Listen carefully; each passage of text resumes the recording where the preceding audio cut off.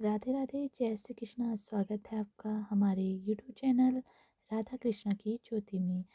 आज हम सुनेंगे 10 मार्च को पड़ने वाली आंवला एकादशी का महात्म्य। फाल्गुन मास शुक्ल पक्ष की आंवला एकादशी का महात्म्य। युधिष्ठिर ने कहा, श्री कृष्ण, मैंने विजय एकादशी का महात्म्य जो महान फल देने वाले हैं सुन लिया। अब फाल्गुन शुक्ल पक्ष की एकादशी का नाम और महात्म्य बताने की कृपा कीजिए। तब भगवान श्री कृष्ण बोले, महाभाग धर्मनंदन सुनो, तुम्हें इस समय वह प्रसंग सुनाता हूँ जिसे राजा मानधाता के पूछने पर महात्मा वशिष्ठ ने कहा था। फाल्गुन शुक्ल पक्ष की एकादशी का नाम आमल की एकादशी है। इसका पवित्र व्रत विष्णुलोक की प्राप्ति कराने वाला है। मानधाता ने पूछा, द्विजश्रेष्ठ, यह आमल की कब उत्पन्न हुई, मुझे बतलाइए। वशिष्ठ जी ने कहा, महाभाग सुनो, पृथ्वी पर आमल की उत्पत्ति किस प्रकार हुई यह बताता हूँ। आमल की महान वृक्ष है जो सब पापों का नाश करने वाला है। भगवान विष्णु जी के थूकने पर उनके मुख से चंद्रमा के समान क्रांतिमान एक बिंदु प्रकट हुआ। वह बिंदु पृथ्वी पर गिरा। उसी से आंवले का महान वृक्ष उत्पन्न हुआ। यह सभी वृक्षों का अधिभूत कहलाता है। इसी समय समस्त प्रजा की सृष्टि करने के लिए भगवान ने ब्रह्मा जी को उत्पन्न किया। उन्हीं से इन प्रजाओं की सृष्टि हुई। देवता, दानव, गंधर्व, यक्ष, राक्षस, नाग तथा निर्मल अंतकरण वाले महर्षियों ब्रह्मा जी ने जन्म दिया। उसमें से देवता ऋषि उस स्थान पर आए जहाँ विष्णु प्रिया आमली का वृक्ष था।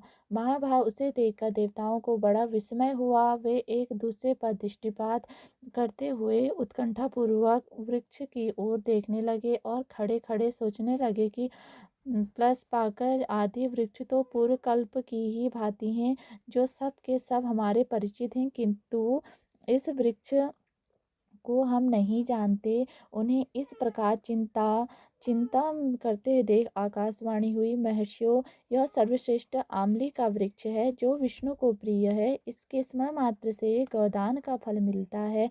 स्पर्श करने से इसे दूना और फल भक्षण करने से तिगुना पुण्य प्राप्त होता है। इसलिए सदा प्रयत्न पूर्वक आमल का सेवन करना चाहिए। यह सब पापों को हरने वाला वैष्णव वृक्ष बताया गया है। इसके मूल में विष्णु, उसके ऊपर ब्रह्मा, स्कंद में परमेश्वर भगवान रुद्र, शाखाओं में मुनि, टहनियों में देवता, पत्तों में वसु, फूलों में मरुद्गण तथा फलों में समस्त प्रजापति वास करते हैं। आमल की सर्वदेवमयी बताई गई है, अतः विष्णु भक्त पुरुषों के लिए यह परम पूज्य है। तब ऋषि बोले, हम लोग आपको क्या समझे, आप कौन हैं, देवता या कोई और, हमें ठीक ठीक बतलाइए। तब आकाशवाणी हुई, जो संपूर्ण भूतों के कर्ता, समस्त भुवनों के सृष्टा, जिन्हें विद्वान पुरुष भी कठिनता से देख पाते हैं, वही सनातन विष्णु में हूँ। देवाधिदेव भगवान विष्णु का कथन सुनकर उन ब्रह्म कुमार महर्षियों ने नेत्र आश्चर्य से चकित हो उठे। उन्हें बड़ा विस्मय हुआ। वे आदि अंत रहित भगवान की स्तुति करने लगे। ऋषि बोले, संपूर्ण भूतों के आत्मभूत आत्मा एवं परमात्मा को नमस्कार है। अपनी महिमा से सभी अचूत न होने वाले अच्युत को नित्य प्रणाम है। तब ऋषि बोले, भगवान, यदि आप संतुष्ट हैं तो हम लोगों के लिए हित के लिए कोई ऐसा व्रत बतलाइए जो स्वर्ग और मोक्ष रूपी फल प्रदान करने वाला हो। तब श्री विष्णु बोले, महर्षियों, फाल्गुन शुक्ल पक्ष में यदि पुष्य नक्षत्र से युक्त द्वादशी हो तो वह महान पुण्य देने वाली और बड़े बड़े पातकों का नाश करने वाली होती है। द्विजवरों, उसमें जो विशेष कर्तव्य है उसको सुनो। आमल की एकादशी के में आंवले के वृक्ष के पास जाकर वहाँ रात्रि में जागरण करना चाहिए। इससे मनुष्य सब पापों से छूट जाता है और सहस्त्र गोदानों का फल प्राप्त करता है। विप्रगण, यह व्रतों में उत्तम व्रत है जिसे मैंने तुम लोगों को बताया है। ऋषि बोले, भगवान, इस व्रत की विधि बतलाइए, यह कैसे पूर्ण होता है, इसके देवता, नमस्कार, मंत्र कौन से हैं बताए गए हैं, उस समय स्नान और दान कैसे किया जाता है, पूजन की कौन सी विधि है तथा उसके लिए मंत्र क्या है, इन सब बातों का यथार्थ रूप से वर्णन कीजिए। तब भगवान विष्णु ने कहा, द्विजवरों, इस व्रत की जो उत्तम विधि है उसको श्रवण करो। एकादशी को प्रातःकाल दंत धावन करके यह संकल्प करे कि हे पुंडरीकाक्ष, हे अच्युत, मैं एकादशी को निराहार रहकर दूसरे दिन भोजन करूंगा। आप मुझे शरण में रखें। ऐसा नियम लेने लेने के बाद चोर पतित चोर, पाखंडी, दुराचारी, मर्यादा भंग करने वाले तथा गुरु पत्नीगामी मनुष्यों से वार्तालाप न करें। अपने मन को वश में रखते हुए नदी, पोखरे में, कुएं में अथवा घर में ही स्नान करें। स्नान से पहले शरीर में मिट्टी लगाएं। वसुंधरे, तुम्हारे ऊपर अश्व रथ चला करते हैं तथा वामन अवतार के समय भगवान विष्णु ने भी तुम्हें अपने पैरों से नापा था। मृत्यु के मैंने करोड़ों जन्मों में जो पाप किए हैं, मेरे उन सब पापों को हर लो।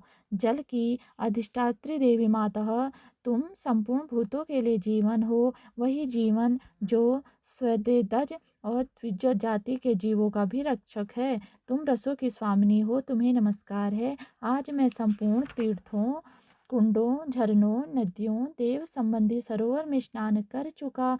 मेरा यह स्नान उक्त सभी स्नानों का फल देने वाला हो। देव देवेश्वर जम जम दिग्नंदन श्री विष्णु स्वरूप परशुराम जी को आप नमस्कार है।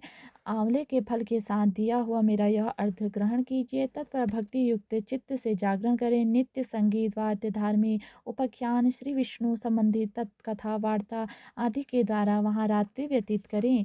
उसके बाद भगवान विष्णु के नाम ले लेकर आंवल की वृक्ष की परिक्रमा 108 या 28 बार करें।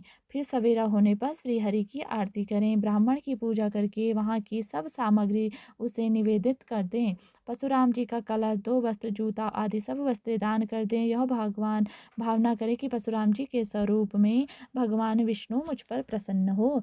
तब पश्चात आमली का एक स्पर्श करके उसकी प्रदक्षिणा करें। स्नान करने के बाद विधि पूर्वक ब्राह्मण को भोजन कराएं। तत्पश्चात कुटुंबियों के साथ बैठकर स्वयं भी भोजन करें। ऐसा करने से जो पुण्य होता है वह सब बतलाता हूँ, सुनो। संपूर्ण तीर्थों के सेवन से जो पुण्य प्राप्त होता है तथा सब प्रकार के दान देने से जो फल मिलता है वह सब उपयुक्त विधि के पालन से सुलभ होता है। समस्त यज्ञों की अपेक्षा भी अधिक फल मिलता है, इसमें तनिक भी संदेह नहीं है। यह व्रत सब व्रतों में उत्तम है, जिसका मैंने तुमसे पूरा पूरा वर्णन किया है। वशिष्ठ जी कहते हैं, महाराज, इतना कहकर देव देवेश्वर भगवान विष्णु वहीं अंतर्धान हो गए। तब पश्चात उन समस्त महर्षियों ने उक्त व्रत का पूर्ण रूप से पालन किया। निपश्रेष्ठ, इसी प्रकार तुम्हें भी इस व्रत का अनुष्ठान करना चाहिए। तब भगवान श्री कृष्ण कहते हैं, युधिष्ठिर, यह दुर्धर्ष व्रत मनुष्यों को सब पापों से मुक्त करने वाला है। राधे राधे। जो कथा सुनाने में त्रुटि हो उसके लिए क्षमा करें। राधे राधे।